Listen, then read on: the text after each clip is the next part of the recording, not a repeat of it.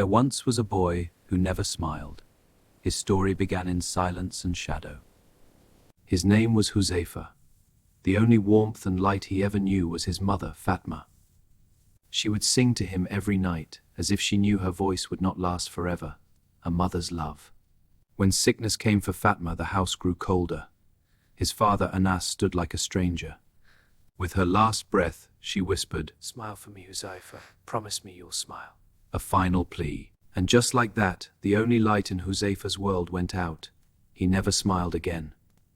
They buried Fatma on a grey morning. The whole village mourned, but none more silently than her son.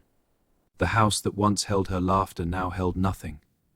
Just a boy and the ghost of a memory. Anas brought a new woman home. He told himself she would care for his son, but he was wrong. For a few days, it almost felt like something could heal. Almost. But it was fleeting. It did not take long for Noor to reveal who she truly was. Her cruelty began then. She made him work like a servant, a 5-year-old boy carrying the weight of a world that didn't want him. And Anas? He saw everything, but he chose to look away, a father who forgot how to be one. 5 years passed, Huzaifa turned 10, and the cruelty only grew, hardening his young heart. For a broken plate she broke something more valuable. Crying only made it worse, he learned. They ate at the table, he ate on the floor. In his own home he was the outsider. At night he held the only thing his mother left. He wished he could hear her voice again. He wanted to learn, to read, but the world looked at his clothes, deciding he wasn't worth teaching. Scars on his body he could hide, but the scars inside grew deeper every day. Every week he visited her.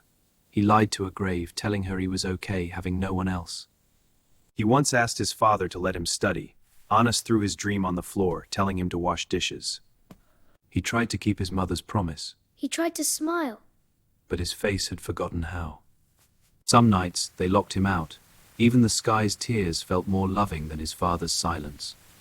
He found a broken bird one morning. For the first time he felt something, recognizing his own brokenness. He took the only thing he loved. When the bird stopped breathing, so did something inside Huzaifa. 5 more years. Huzaifa was now 15. He had survived, but surviving is not the same as living. Every morning was the same. Wake up, work, endure, repeat. A machine, not a boy. That day, Noor sent him to the market. She didn't know this ordinary day would change everything. The market was full of life, color, laughter. Huzaifa walked through it all like a shadow. And then someone saw him. Really saw him. Her name was Sana, bringing a glimmer of hope. She walked up to him. Huzaifa looked into kind eyes for the first time since his mother died. She paid for his vegetables, gave him food, asking nothing. He had forgotten kindness. She sat with him, talked to him.